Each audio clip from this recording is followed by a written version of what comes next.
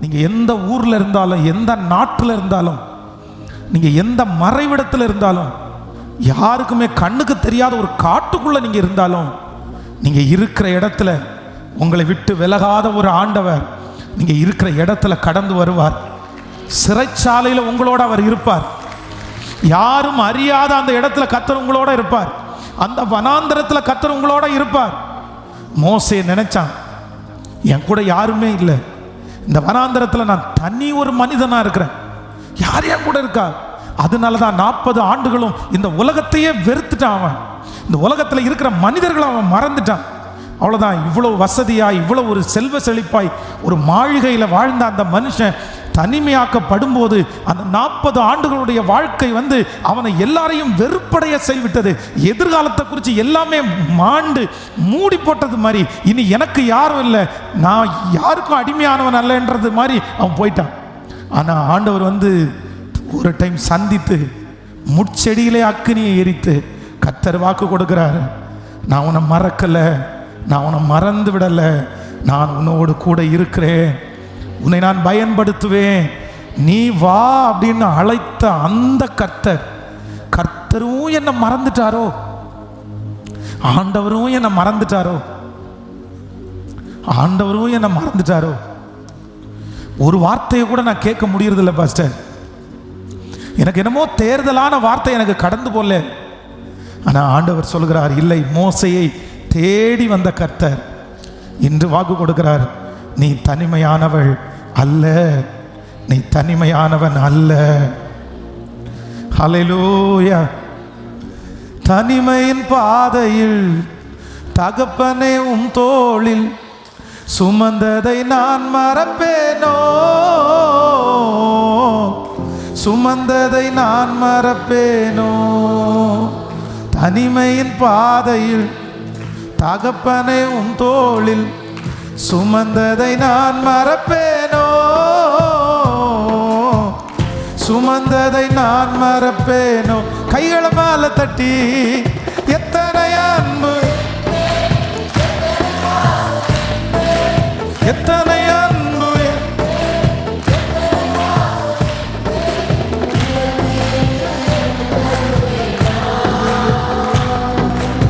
இதற்கீடு என்ன தருவேனா, இதற்கீடு என்ன தருவேனா, இதற்கீடு என்ன தருவேனா.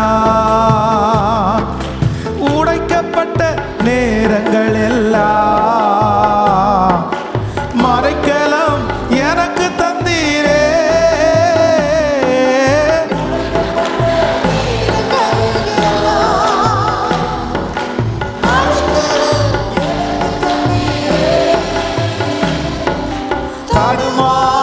வேலையில் எல்லாம் தகப்பனை போல் சுமந்து சென்றீரே. நான் தடுமாறு வேலையில் எல்லாம் தகப்பனை போல் சுமந்து சென்றீரே. இப்ப சொல்லுவோம், எத்தனை அன்பு,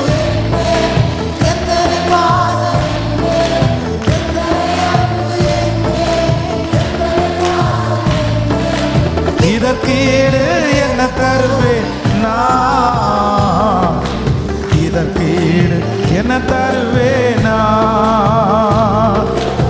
இதற்கீடு என்ன தருவேன், இதற்கீடு என்ன தருவேனா. தனிமையின் பாதையில் தகப்பனே உன் தோளில் சுமந்ததை நான் மறப்பேனோ, சுமந்ததை நான் மறப்பேனோ.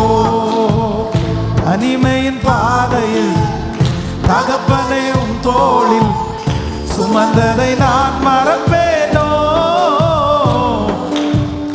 சுமந்ததை நான் மறப்பேனோ. ஹல்லேலூயா. ஒவ்வொரு ஆண்டவருடைய பிள்ளைகளும் எப்பவுமே நீங்க உணர வேண்டியது ஒன்று என்ன அப்படின்னு சொன்னா, அவர் என்னோடு கூட இருக்கிறார், நான் தனிமையானவன். நான் கண்டிப்பாக என்னுடைய லைஃப்பில் ஒரு காலகட்டத்தில் ஒரு சூழ்நிலையில் எனக்கு யாருமே இருக்க மாட்டாங்க, என் கூட யாருமே வர முடியாது, நான் தனிமையாக இந்த உலகத்தில் இருக்கிற மனுஷர்களிலிருந்து வேறு பிரிக்கப்பட்டு தனிமையாக நான் நிற்பேன் அப்படின்றத ஒவ்வொரு ஆண்டவருடைய பிள்ளைகளும் கண்டிப்பாக எதிர்நோக்கணும். நீங்கள் அதற்காக ப்ரிப்ரேஷன் ஆகணும். தனிமைன்றது வராத ஒன்றும் இல்லை, தனிமைன்றது மட்டும் எனக்கு மட்டும்தான் அப்படின்னு நினச்சிடக்கூடாது. நான் மட்டும்தான் தனியாக இருக்கிறேன் அப்படின்னு நினச்சிடக்கூடாது. இந்த உலகத்தில் இருக்கிற பெரிய பெரிய கோடீஸ்வரர்கள் கூட தங்களுடைய வாழ்க்கையில் ஒரு காலகட்டத்தில் எந்த சூழ்நிலைக்கு போகணும் அப்படின்னா இந்த தனிமைன்ற ஒரு அனுபவத்துக்குள்ளே கடந்து போகணும். ஆனால் அந்த தனிமை உங்களை நோயாளி ஆக்கிடக்கூடாது. அந்த தனிமை உங்களுடைய சாதனையை உங்களை விட்டு எடுத்துடக்கூடாது. அந்த தனிமை உங்களுக்கு ஆபத்தாக மாறிடக்கூடாது. அந்த தனிமை இந்த உலகத்திலே நான் வாழ்கிறதுக்கு தகுதியற்றவன் என்று உங்களை தள்ளிடக்கூடாது. இந்த தனிமையை மட்டும் சரியாய் நீங்கள் கையாள தெரிஞ்சிட்டீங்க அப்படின்னா நான் நம்புகிறேன், நீங்கள் 10,000 20,000 லட்சக்கணக்கான பேருக்கு சாட்சியாய் நீங்கள் நிற்பீர்கள். அவருடைய தனிமையை போக்குவதற்கு கர்த்தர் உங்களை பெரிய அளவில் கர்த்தர் பயன்படுத்துவார். ஸோ இந்த ஞாயிற்றுக்கிழமை ஆராதனையிலே ஆண்டவரத்தில் என்ன ஜெபிக்கணும்னா, தனிமையை கையாளுறதற்கு எனக்கு பலன் தாங்க ஆண்டவரே. தனிமையை நான் கையாளணும், தனிமையை நான் ஓவர் கம் பண்ணணும். இந்த தனிமையில் நின்று சகிச்சு தாங்கி கர்த்தர் என் கூட இருக்கிறத நான் அறிஞ்சுக்கிட்டு லட்சக்கணக்கான பேருக்கு நான் பிரயோஜனம் உள்ள ஒரு கருவியாய் மாறுவேன்னு இன்னைக்கு ஒப்பு கொடுங்க. நான் நம்புறேன் உங்களுடைய தனிமை உங்களை அழிக்காது. உங்களுடைய தனிமை உங்களை உருவாக்குறதற்கு ஆண்டவர் பயன்படுத்துவார். வேதத்தில் யாரெல்லாம் கர்த்தர் பயன்படுத்தினாரோ, வேதத்தில் யாரெல்லாம் ஆண்டவருக்காக பெரிய சாட்சிகளாய் நின்றார்களோ, யாருடைய கைகளிலே யாருடைய வாயிலே ஆண்டவர் வார்த்தையை வச்சு ஜனங்களை சந்திச்சாரோ, அத்தனை தேவ பிள்ளைகளையும் ஆண்டவர் நடத்தி கொண்டு வந்த ஒரு பெரிய பாதை என்ன அப்படின்னா, அவர்களுக்கு பஞ்சுமத்தையின் பாதை அல்ல, அவர்களை பயன்படுத்த சித்தமான கர்த்தர் அவர்களுக்கு அனுமதிச்ச பெரிய பாதை. தனிமை என்கிற பாதையை கர்த்தர் அனுமதிச்சார். அந்த தனிமை என்கிற பாதையில் எத்தனை பேர் கர்த்தரை பிடிச்சாங்களோ அத்தனை பேரும் வருங்காலத்தில் பெரிய பெரிய நபர்களாக, சாட்சியுள்ள மனிதர்களாக, இன்றும் நாம் பேசுகிறவர்களாக நமக்கு முன்னாடி நிற்கிறாங்க. அந்த தேவன் வாக்கு கொடுக்கிறார், உங்களையும் அதே போல கர்த்தர் அந்த பாதையிலே நடத்துவதற்கு ஒரு பெரிய நோக்கம் உண்டு, ஒரு பெரிய திட்டம் உண்டு. கர்த்தர் உங்களை தனிமையின் பாதையிலே நடத்துவார். ஆனால் உங்களை கொண்டு ஏதோ ஒன்றை கர்த்தர் செய்ய போகிறார். உங்களை சாட்சியாய் கர்த்தர் நிறுத்த போகிறார். இந்த தனிமையின் பாதையிலே என்னை தனியாய் விடாத, என் கூட நடந்து வருகிற ஆண்டவரை மட்டும் நான் உறுதியாய் பிடிப்பேனானால் என்னை கர்த்தர் அலங்கரிப்பது நிச்சயம், என்னை கர்த்தர் ஆசீர்வதிப்பது நிச்சயம், என்னை பயன்படுத்துவது நிச்சயம், என்னை உருவாக்குவது நிச்சயம். ஹல்லேலூயா. ஸோ தனிமை அப்படின்றது புதிதானது அல்லவே அல்ல. ஹல்லேலூயா. ஒரு 2 காரியங்களை வேகமாய் உங்களுக்கு சொல்லி உங்களுக்காக ஜெபிக்க போகிறேன். அப்படின்னா, ஒரு தேவனுடைய பிள்ளை இந்த தனிமையை மேற்கொள்வதற்கு நீங்கள் நினைக்க வேண்டிய 2 இருக்கிறது. ஆண்டவரை உங்களுக்காக இந்த தனிமையை மேற்கொள்வதற்கு ஆண்டவரே உங்களுக்கு கொடுக்கிற 2 ஆசீர்வாதங்கள் இருக்கிறது. அதை சொல்லி உங்களுக்காக நான் ஜெபிக்க போகிறேன். முதலாவதாக ஒரு வசனத்தை வாசிக்கலாம். நீங்கள் ஆதியாகமம் 21ஆம் அதிகாரத்தை எடுத்துக்கொள்ளலாம். ஆதியாகமம் 21ஆம் அதிகாரம் 14வது வசனத்திலிருந்து வாசிக்க போகிறோம். ஆதியாகமம் 21ஆம் அதிகாரத்தினுடைய 14வது வசனத்திலிருந்து, ஆபிரகாம் அதிகாலையில் எழுந்து அப்பத்தையும் ஒரு துருத்தி தண்ணீரையும் எடுத்து ஆகாருடைய தோளின் மேல் வைத்து பிள்ளையும் ஒப்பு கொடுத்து அவளை அனுப்பிவிட்டான். அவள் புறப்பட்டு போய் பேர்சபாவின் வனாந்தரத்திலே அலைந்து திரிந்தாள். துருத்தியில் இருந்த தண்ணீர் செலவழிந்த பின்பு அவள் பிள்ளையை ஒரு செடியின் கீழே விட்டு, பிள்ளை சாகிறதை நான் பார்க்க மாட்டேன் என்று எதிராக அம்பு பாயும் தூரத்திலே போய் உட்கார்ந்து சத்தமிட்டு அழுதாள். தேவன் பிள்ளையின் சத்தத்தை கேட்டார். தேவதூதன் வானத்தில் இருந்த ஆகாரை கூப்பிட்டு, ஆகாரே, உனக்கு என்ன சம்பவித்தது? பயப்படாதே, பிள்ளை இருக்கும் இடத்திலே தேவன் அதன் சத்தத்தை கேட்டார். அடுத்த வசனம், நீ எழுந்து பிள்ளையை எடுத்து அவனை உன் கையை பிடித்து கொண்டு போ, அவனை பெரிய ஜாதி ஆக்குவேன் என்றார். கர்த்தருடைய பிள்ளைகளே, இந்த இடத்திலே தனியாக விடப்பட்ட இந்த ஆகாருக்கு ஆண்டவர் ஒன்றை செய்கிறார். இந்த ஆகார் சாராயின் அடிமை பெண்ணாகிய ஆகார் தன்னுடைய சின்ன வயதிலேயே ஆபிரகாம் ஒரு ஊருக்கு கடந்து போகும்போது அந்த ஊரில் இருக்கிறதுலே தாழ்த்தப்பட்ட குறைவான வசதி இல்லாத அடிமையாக இருந்த ஒரு பெண் தன்னுடைய வீடோடு சேர்ந்து இணைந்து கொள்ளுகிறார். ஸோ அவளுடைய நல்ல குணம், அவளுடைய நல்ல கேரக்டர் அவளை சாதாரணமான வேலைக்காரியாக வைக்காம வீட்டுக்கு ரொம்ப நெருக்கமாய், எஜமானனுக்கு எஜமாட்டிக்கு ரொம்ப நெருக்கமாய் அவளுடைய உண்மையை பார்த்து ஆபிரகாமுடைய வீட்டிலே ஒரு நல்ல வேலைக்காரியாக, சாதாரணமான வேலைக்காரியாய் அல்ல, அவ்வளவுதான், நெருக்கமாய் பழகிற ஒரு வேலைக்காரியாக ஒரு அங்கீகாரம் கிடைக்கப்பட்டிருக்கிறது. பொதுவாக இந்த ஆபிரகாமுடைய குணத்தை வேதத்தில் நீங்க வாசிப்பீர்கள், ஆனால் எல்லா இடத்திலையும் இந்த ஆபிரகாம் ரொம்ப நீதிமானாய் நடந்து கொள்ளுவான். அவன் துஷ்டனாய் நடந்து கொள்ள மாட்டான். அப்படின்னா சோதோம் குமர பட்டணத்திலே தன்னுடைய சகோதரன் சிறைபிடிக்கப்பட்டு போயிருக்கிறதை கேள்விப்பட்டு தான் கூட அப்படின்னா அந்த தடியை பிடிக்க தெரிஞ்ச எல்லாரையும் யுத்தத்திற்காய் கொண்டு போயிட்டு அந்த யுத்தத்தில் பெரிய வெற்றியை ஆண்டவர் அவனுக்கு தருவார். நீங்க ஆதியாகமம் வாசிக்கலாம். அந்த வசனத்தை 14ஆம் அதிகாரத்தை எடுத்துக்கொள்ளலாமா? 14ஆம் அதிகாரத்தினுடைய 21வது வசனத்தை வாசிக்கலாம். 18ஆம் அதிகாரத்தினுடைய ஆதியாகமம் 18ஆம் அதிகாரம் 4வது 5வது வசனத்தை வாசிக்கலாமா? ஆதியாகமம் 18ஆம் அதிகாரத்தை எடுத்துக்கொள்ளுங்கள். 18ஆம் அதிகாரம், கொஞ்சம் தண்ணீர் கொண்டு வரட்டும், உங்கள் கால்களை கழுவி மரத்தடியிலே சாய்ந்து கொண்டு இருங்கள், நீங்கள் உங்கள் இருதயங்களை திடப்படுத்தி கொஞ்சம் அப்பம் கொண்டு வருகிறேன், அப்புறம் நீங்கள் உங்கள் வழியே போகலாம், இதற்காகவே அடியான் வீடு மட்டும் வந்தீர்கள் என்றார். அதற்கு அவர்கள், நீ சொன்னபடி செய் என்றார்கள். அப்பொழுது ஆபிரகாம் தீவிரமாய் கூடாரத்தில் சாராளிடத்திற்கு போய், நீ சீக்கிரமாய் 3 படி மெல்லிய மாவு எடுத்து பிசைந்து அப்பம் சுடு என்றான். போது ஆண்டவருடைய பிள்ளைகளே, இந்த சம்பவத்தை வீட்டில் நீங்கள் வாசிக்கும் போது வேதம் என்ன சொல்லுது அப்படின்னு சொன்னால், 3 தூதர்கள் அவனுடைய வீட்டிற்கு வருகிறார்கள். அப்போ மதியான வேளையில், உஷ்ணமான வேளையில், இவன் ரொம்ப கொஞ்சம் ரெஸ்ட் எடுத்து கொண்டிருக்கிற அந்த நேரத்தில் அந்த தூதர்கள் வருகிறார்கள். வருகிறவர்களை வெறுமையாக அனுப்பாதபடி அந்த நேரத்தில் ஓடி அவசரமாக போய் அவர் ஆட்டுக்குட்டியை பிடிச்சி அதை தன்னுடைய மனைவியிடத்தில் கொடுத்து அதை கிளியர் பண்ணி சமைக்க சொல்லி வீட்டுக்கு தேடி வந்தவர்களை அவ்வளவு அன்பாய் நேசித்து சாப்பாடு கொடுத்து அனுப்பினவர் தான் இந்த ஆபிரகாம். அவ்வளவு நல்லவர். நீங்க முன்னாடி வாசித்த 14ஆம் அதிகாரம் 21வது வசனத்தையும் 24வது வசனத்தையும் வாசிப்பீர்களே, ஆனால் ஆதியாகமம் 14ஆம் அதிகாரம், சோதோமின் ராஜா ஆபிரகாமை நோக்கி, ஜனங்களை எனக்கு தாரும், பொருட்களை நீர் எடுத்துக்கொள்ளும் என்றான்.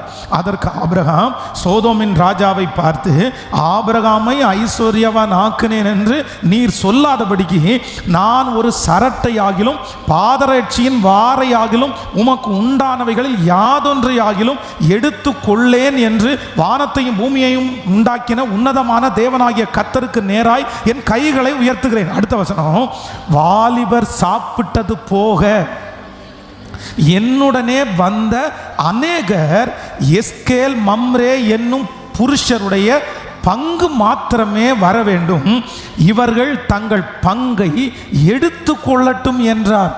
கவனிங்க, இந்த இடத்துலையும் எப்படின்னா ஆபிரகாமுடைய கேரக்டர் சொல்லுது, எனக்கு ஒன்றும் வேண்டாம், எனக்கு ஒன்றும் தர வேண்டாம், ஆனால் என் கூட வந்த வாலிபர்களுக்கு சாப்பாடு கொடுத்துருங்க, அந்த தேசத்திலிருந்து வந்தவங்களுக்கு தேவையானதை நீங்கள் கொடுத்துருங்க. அப்படின்னா மற்றவர்களுடைய நலனை, மற்றவர்களுடைய அன்பை புரிந்து கொண்டு அவர்களுக்காக நடக்கிறவர் தான் ஆபிரகாம். சோதோம் கொமோரா பட்டணம் அழியும் போது தன்னுடைய ஜனத்திற்காக திறப்பில் நின்று துன்மார்க்கரோட சேர்ந்து நீதிமான்களையும் அழிப்பது உமக்கு தூரமாக இருப்பதாக. அப்போ மனுஷனை ரொம்ப நேசிக்கிற ஒரு குணம் படைத்தவர் தான் இந்த ஆபிரகாம். ஆனால் இங்கே என்ன நடக்குது அப்படின்னு சொன்னால், ஆகார் தன்னுடைய வாழ்க்கையில் என்னுடைய எஜமானன் யாரையுமே கடிஞ்சிக்க மாட்டார், யாரையுமே வருத்தப்படுத்த மாட்டார், யாரையுமே அவ்வளோ சீக்கிரமாக துரத்த மாட்டார். அதனால நம்ம மரணம் வரைக்கும் இந்த இடத்துல இருந்துடலாம் அப்படின்னு ஒரு கற்பனை பண்ண அந்த இடத்துல வேதம் சொல்லுகிறது, ஆபிரகாமனுடைய மனைவி சாராய் வலுக்கட்டாயமாக சொல்கிறாங்க, அந்த அடிமை பெண்ணையும் அவனுடைய பிள்ளையையும் வெளியே தள்ளும், துரத்துங்க, அவ வேண்டாம். எப்போ அந்த குழந்தைய வச்சுட்டு அவள் என்ன பண்ணுவா? நம்ம தானே அவளுக்கு வாழ்க்கை கொடுத்தோம், நம்ம தானே அவளுக்கு இது பண்ணோம். இல்லை இல்லை, சரி நீ சொல்கிறது இருக்கட்டும், நான் ஆண்டவரிடத்தில் போய் கேட்டுட்டு வரேன்.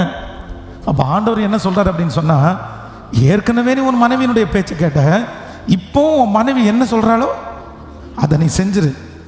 ரொம்ப வருத்தத்தோட ஒரு தண்ணீரை, கொஞ்சம் தண்ணீரை அவங்க கையில் கொடுத்து, முதல் விசை தன்னுடைய வாழ்க்கையிலே தனிமையாக இப்பொழுது அனுப்பப்படுகிறார் ஆகார். எங்கே போகணும், என்ன செய்யணும், எப்படி பண்ணணும், எப்படி பிள்ளையை வளர்த்துவேன், என்ன வேலை செய்வேன், எதுவுமே தெரில. அப்படியே கண்ணை கட்டி காட்டில் விட்டது மாதிரி இருக்குது. இதுவரைக்கும் யாரும் இல்லாமல் இப்படி பிரிஞ்சு தனியாக நின்றதே இல்லை. பிள்ளை ஒரு பக்கத்தில் அழுதுட்டு இருக்குது, இன்னும் கொஞ்ச நேரத்தில் அந்த பிள்ளை சாக போகுது. அந்த பிள்ளைக்கு கொடுக்கறதுக்கு சாப்பாடோ தண்ணியோ எல்லாம் எதுவுமே இல்லை, எல்லாம் முடிஞ்சு போயிடுச்சு. அப்போ தூரத்தில் அம்பு எய்கிற அந்த தூரத்தில் போய் நின்று இவளும் அழுது கொண்டிருக்கும் போது கர்த்தருடைய தூதனானவர் அங்கே கடந்து வந்து, நீ பயப்படாதே, நீ பயப்படாதே, நான் உன்னை, உன் பிள்ளை இருக்கிற இடத்துல தேவன் அந்த சத்தத்தை கேட்டார், உன் பிள்ளையை நான் பெரிய ஜாதியாக மாற்றுவேன். ஹல்லேலூயா. தனிமையாய் நின்று கொண்டிருக்கிற ஒரு தேவனுடைய பிள்ளைக்கு ஆண்டவர் கொடுக்குற முதல் ஆதரவு என்ன அப்படின்னா, இதே ஆகாருடைய சூழ்நிலை உங்களுக்கு உண்டாயிருக்கலாம். இதுவரைக்கும் நான் தனியாக இப்படி நின்னதில்லை பாஸ்டர், எங்கள் அம்மாவோடு தான் நின்றுருக்கேன், எங்கள் அப்பாவோடு தான் நின்றுருக்கிறேன், என்னுடைய சொந்தங்களோடு தான் நின்றுட்டுருக்கிறேன். ஆனால் இப்போது என்ன டிசைட் பண்ணணும், என்ன முடிவெடுக்கணும்னு எனக்கு தெரியல, நான் என்ன பண்ணணும்னு எனக்கு தெரியல. அப்படியே திடீர்னு என்னை விட்டுட்டாங்க, திடீர்னு என்னை கழட்டி விட்டாங்க, திடீர்னு ஆதரவு குரலாம் என்னை விட்டு எடுக்கப்பட்டுருச்சு. நான் என்ன பண்ணணும்னு நினச்சிட்டு இருக்கிற ஒவ்வொருத்தருக்கும் கர்த்தர் கொடுக்குறார். உங்களுடைய தனிமையிலே ஆண்டவர் உங்களுக்கு கொடுக்குற ஃபஸ்ட் பிளஸ்ஸிங் என்ன தெரியுமா? முதல் ஆசீர்வாதம் என்ன தெரியுமா? உங்களோடு ஆண்டவர் பேசுகிறது தான் உங்களுக்கு கொடுக்குற முதல் ஆசீர்வாதம்.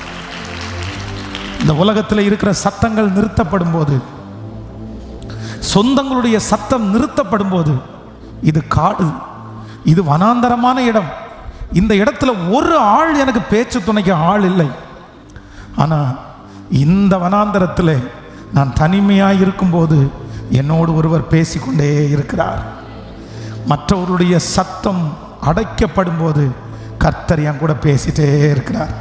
ஹல்லேலூயா. எத்தனை பேர் நம்புறீங்க பிரதர் உங்கள் தனிமையிலேருந்து வெளியே வர முடியும்? பிரதர் சிஸ்டர், உங்கள் தனிமையில் ஒருத்தர் உங்கள் கூட இருக்கிறார். உங்கள் கூட இருக்கிறாரா என்கிற ஆண்டவர் என் கூட எப்படி பாசுற ஆண்டவர் இருக்கிறாரு, என் கூட எப்படி இருக்கிறாரு? என் பிள்ளை சாக கிடக்குது, எனக்கு எதிர்காலமே இல்லை, இது வரைக்கும் நான் நம்பி நான் என் வாழ்க்கையை முழுக்க நான் முடிச்சுட்டேன். இப்படி ஒரு சூழ்நிலை வரும்னு தெரிஞ்சிருந்தா நான் குழந்தை பெற்றிருக்க மாட்டேன். இப்படி ஒரு சூழ்நிலை வரும்னு தெரிஞ்சிருந்தா அவங்களுக்கு நான் ஒத்துக்கிருக்கவே மாட்டேன். ஆனால் நான் ஒத்துக்கிட்டேனே, நான் இப்படி பண்ணிட்டேனே, நம்பினேனே, மலையை போல நம்பினேனே, இனி என்ன பண்ண போறாங்களோ, என்ன செய்ய போறானோ என்று அங்கலாய்த்திருக்கிற ஒவ்வொருத்தருக்கும் கர்த்தர் வாக்கு கொடுக்கிறார். நான் உனக்கு வாக்கு தத்தங்களையும் வார்த்தைகளையும் சொல்லி உன்னை தேற்றுவது உண்மையானால், இந்த சூழ்நிலையிலே, இந்த வனாந்தரத்திலே, இந்த தனிமையின் பாதையிலே நான் உன்னோடு கூட இருக்கிறேன் என்று அர்த்தம். கர்த்தர் உங்க கூட இருக்கிறார், கர்த்தர் உங்க கூட இருக்கிறாரு. ஏன் அப்படின்னா, நீங்க தனிமைதான் இருக்கிறீங்க, ஆனா உங்க இருதயத்தோட ஒருத்தர் பேசிட்டே இருக்கிறார். அதைத்தான் சங்கீதக்காரன் சொல்லும்போது சொல்லுகிறான், என் ஆத்துமாவே நீ ஏன் கலங்குகிறாய், ஏன் எனக்குள் தியங்குகிறாய்? கர்த்தரை நோக்கி காத்திரு, அவர் சமூகத்திலிருந்து உனக்கு ரட்சிப்பு வரும். கை எல்லாரும் உயர்த்தி சொல்லுங்க, என் கூட பேசுகிறதற்காக நன்றி. முழு பலத்தோட சொல்லுங்க, நான் தனிமை இல்லை,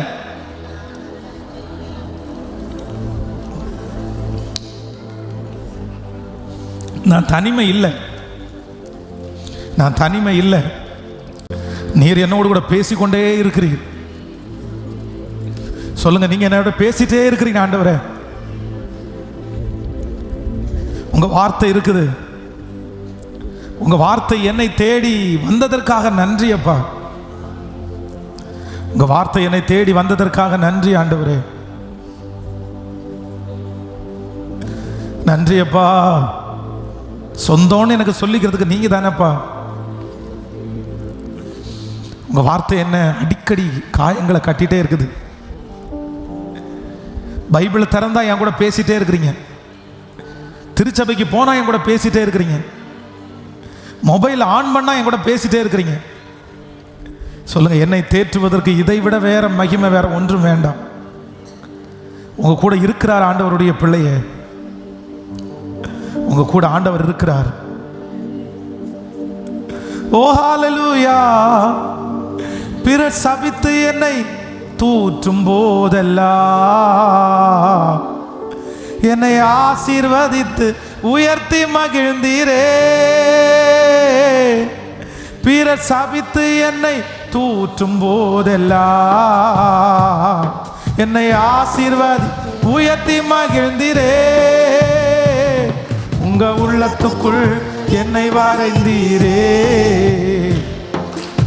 இதற்கீடு என்ன தருவேனா? சொல்லுவோம்.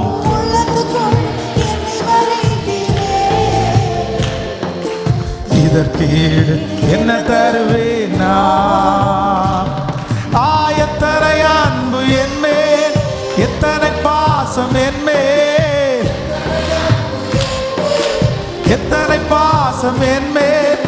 இதற்கீடு என்ன தருவேன்? என் கூட பேசுகிறதற்காக நன்றி ஆண்டவரே.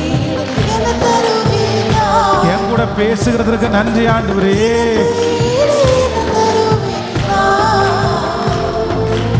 இதற்கீடு என்ன தருவேனா? ஹல்லேலூயா.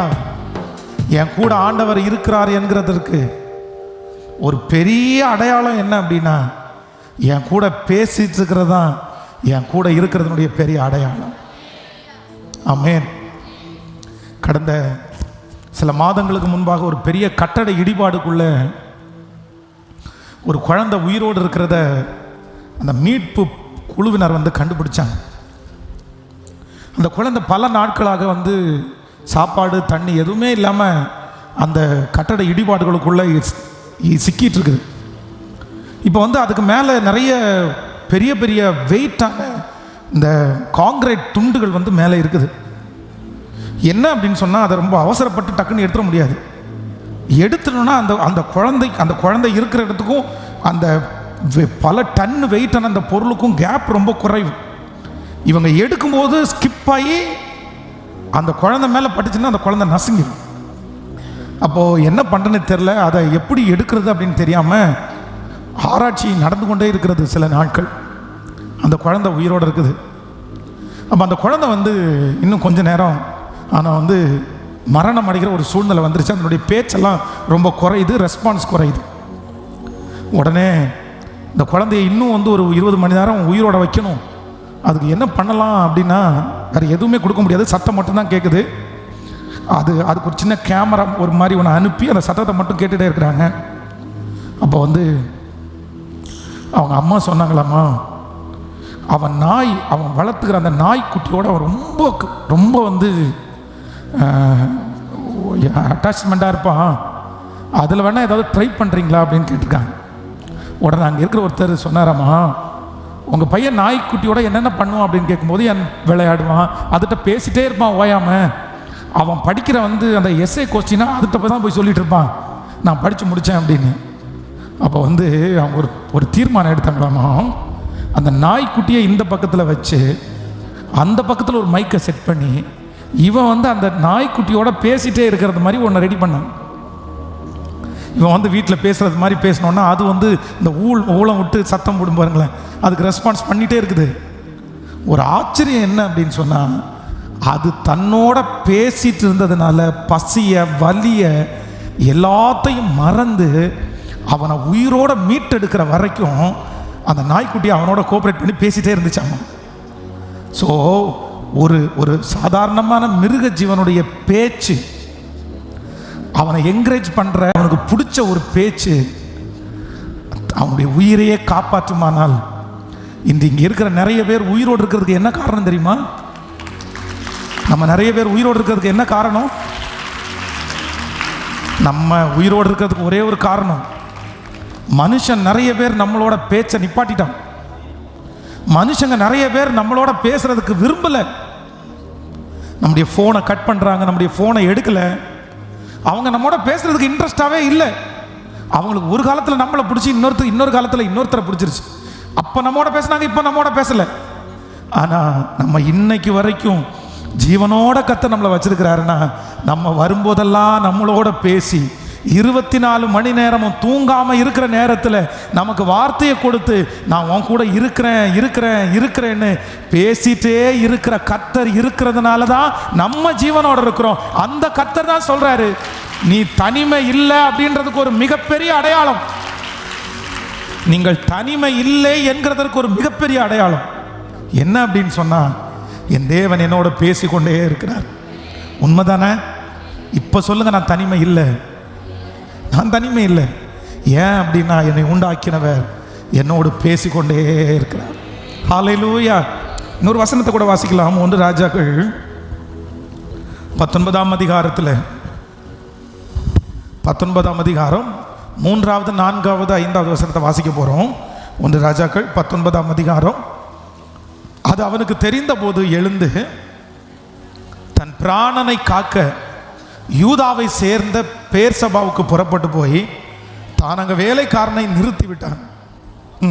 அவன் வனாந்திரத்தில் ஒரு நாள் பிரயாணம் போய் ஒரு சூரை செடியின் கீழ் உட்கார்ந்து தான் சாக வேண்டும் என்று கோரி, போதும் கர்த்தாவே, என் ஆத்துமாவை எடுத்துக்கொள்ளும், நான் என் பிதாக்களை பார்க்கலும் நல்லவன் அல்ல என்று சொல்லி ஒரு சூரை செடியின் கீழ் படுத்துக்கொண்டு நித்திரை பண்ணினான். அப்பொழுது ஒரு தூதன் அவனை தட்டி எழுப்பி, எழுந்திருந்து போஜனம் பண்ணு. 19ஆம் அதிகாரம் 2வது வசனத்தை கூட வாசிக்கலாம். 19ஆம் அதிகாரம் 2வது வசனம். அப்பொழுது யேசபேல் எலியாவினிடத்தில் ஆள் அனுப்பி, அவர்கள் ஒவ்வொருவருடைய பிராணனுக்கு செய்யப்பட்டது போல நான் இந்நேரம் உன் பிராணனுக்கு செய்யாதே போனால் தேவர்கள் அதற்கு சரியாகவும் அதற்கு அதிகமாகவும் எனக்கு செய்ய கடவார்கள் என்று சொன்னான். கவனிங்க, இந்த இடத்துல இதுவரையிலையும் மற்றவங்களுக்கு முன்னாடி ரொம்ப ஹீரோவாய் நின்ற இந்த தீர்க்கதரிசி இப்போ தனிமையாய் நிற்கிறது மாதிரி ஒரு சூழ்நிலைக்கு தள்ளப்பட்டார். எவ்வளோ தூரம் அப்படின்னா, தனக்கு ஒரு அசிஸ்டன்ட் இருக்கிறாரு, தன்னோடு கூட ஊழியத்தில் எல்லா பக்கமும் போகிறதுக்கு ஒருத்தரை கூட வச்சிருக்கிறாரு. அப்போ ஒரு டைம் வரைக்கும் நடந்துட்டார். இப்போ தன்னுடைய வேலைக்காரனை என்ன சொல்றாரு அப்படின்னா, நீ இங்கே இரு, நான் கொஞ்சம் தனியாக போகிறேன் அப்படின்னு சொல்லி அவனை அங்கே நிறுத்திட்டு, யாராவது வர்றாங்களா, என்னை கொல்றதுக்கு யாராவது வர்றாங்களான்னு சொல்லி தனிமையிலே போகிறார். வேதம் நமக்கு சொல்லுது, சரி எஜமானன் நம்முடைய தலைவர், இதுவரைக்கும் நம்ம அவரோட இருந்தோம், கரெக்டாக இந்நேரத்துக்கு அவர் சாப்பிடுவார், இந்நேரத்துக்கு அவர் தண்ணி குடிப்பார், இந்நேரத்துக்கு அவர் ஜெபம் பண்ணிட்டு இருப்பார். எல்லாம் தெரிந்த அறிந்த அந்த வேலைக்காரன் அவனுடைய பக்கத்தில் போய் பார்க்கல, சாப்பாடு வேணுமான்னு கேட்கல, தண்ணி குடிக்கிறீங்களான்னு கேட்கல. ஆனால் வேதம் சொல்லுது, ஆண்டவரே இறங்கி அவனுக்கு அப்பத்தையும் தண்ணீரையும் கொடுத்து அவனை தேற்றி, நீ போக வேண்டிய தூரம் வெகு தூரம், நீ பண்ண வேண்டிய பிரயாணம் பெருசு அப்படின்னு கர்த்தர் அவனோட பேசினார். நான் விசுவாசிக்கிறேன். நம்பர் 2, ரெண்டாவது, நம்ம தனிமை இல்லை அப்படின்றதற்கு ஒரு பெரிய அடையாளம் என்ன அப்படின்னு சொன்னால், ஆதரவே இல்லாத இடத்துல, ஆகாரத்தை கொண்டு வரவே இல்லாத இடத்துல, எல்லாரும் மறந்த போதிலும் ஆண்டவர் தீர்க்கதரிசியை போஷிக்கிறதற்கு கர்த்தர் ஒரு தூதனை அனுப்பினார். நான் நம்புகிறேன், அவனுக்கு அங்கே ஒரு அற்புதம் நடந்துருச்சு. இன்றைக்கு நான் தனிமை, எனக்கு யாரும் இல்லை அப்படின்னு நம்ம நிறைய பேர் நினைக்கலாம். ஆனால் ஆண்டவர் நமக்கு நிறைய பேரை நீ தனிமை இல்லைன்றதை எப்படி நிரூபிக்கிறாருன்னா, நம்ம நினைக்காத இடத்துலேருந்து ஒரு அற்புதம் நம்மளை தேடி வருது. ஒரு நினைக்காத இடத்துலேருந்து ஒரு உதவியை கர்த்தர் நமக்கு அனுப்புறாரு. நம்ம இன்றைக்கு நிர்மூலமாகாது இருப்பது கர்த்தர் அமைதியாக இருந்ததுனாலே அல்ல, எல்லாரும் அமைதியாக இருந்த போதிலும் அவர் செய்ய வேண்டிய அற்புதத்தை நமக்கு கர்த்தர் செய்து, நீ தனிமை இல்லை, யார் உனக்கு செய்யாவிட்டாலும் நான் செய்வேன் என்று கர்த்தர் நிரூபிக்கிறார். எத்தனை பேர் ஆமோதிக்க முடியும்? என் ஆண்டவர் தனிமை இல்லைன்றதை ஆண்டவர் எனக்கு நிரூபிக்கிறார். என்ன தெரியுமா? எனக்கு வர வேண்டியவங்க வரல, எனக்கு ஆதரவு கொடுக்க வேண்டியவங்க ஆதரவு கொடுக்கல, செய்ய வேண்டியவங்க செய்யலை. ஆனால் ஆண்டவரே என்ன பண்ணார் அப்படின்னா, கர்த்தர் எனக்காக யாவையும் செய்து முடிக்கிற கர்த்தர். எனக்கு ஆண்டவர் உதவியை அனுப்பிட்டே இருக்கிறாரு, எனக்கு கர்த்தர் கொடுத்துட்டே இருக்கிறாரு, எனக்கு செஞ்சுட்டே இருக்கிறாரு. எனக்கு ஒரு குறைவும் இல்லாமல், எனக்கு யாருமே இல்லைனாலும் என்னை குறைவில்லாமல் நடத்துகிற கர்த்தர் என் கூட இருக்கிறாருன்னு எத்தனை பேர் நீங்கள் நம்புறீங்க? ஹல்லேலூயா. மேனேஜர் விட்டுட்டாங்க, கூட இருந்தவங்க விட்டுட்டாங்க. ஆனால் ஆண்டவர், உங்கள் வீட்டில் சாப்பாடு இருக்கா, உங்கள் வீட்டில் அரிசி இருக்கா, உங்கள் வீட்டில் பருப்பு இருக்கா, யாருமே கேட்கல. ஆனால் நான் நம்புகிறேன், நாம் ஆராதிக்கிற தேவன் மட்டும் ஒரு குறை இல்லாமல் இன்னைக்கு வரைக்கும் உங்களையும் என்னையும் போஷித்து நடத்துகிறாரா இல்லையா? போஷித்து நடத்துகிறாரா? மற்றவங்க கேட்கலன்றதுக்காக ஆண்டவர் கேட்காம இருந்தாரா? இல்லவே இல்லை. என் தேவைகளை அவர் சந்தித்து நான் தனிமை இல்லை என்கிறதை எனக்கு நிரூபிக்கிற கர்த்தர் ஸ்தோத்தரிக்கப்பட்டவர். ஹல்லேலூயா. அப்படியே எளிமை நிற்கலாமா கர்த்தர் சமூகத்தில்? Thank you Jesus. நான் தனிமை இல்லை. ஆண்டவருடைய ஆலயத்தில் மட்டும் இல்லாமல் ஆன்லைன் மூலமாக எத்தனையோ ஆண்டவருடைய பிள்ளைகளோட சத்தத்தை நீங்கள் கேட்டுகிட்டே இருக்கிறீங்க. லைவில் இந்த சத்தத்தை கேட்குறீங்க, வேலைகளை செய்து கொண்டே இந்த சத்தத்தை கேட்குறீங்க. ஆனால் நீங்கள் கடந்து போகிற பாதை தனிமையாய். ஆனால் கர்த்தர் மட்டும் சொல்றார், இல்லை, தனிமை இல்லை, தனிமை இல்லை, நீ தனிமை இல்லை.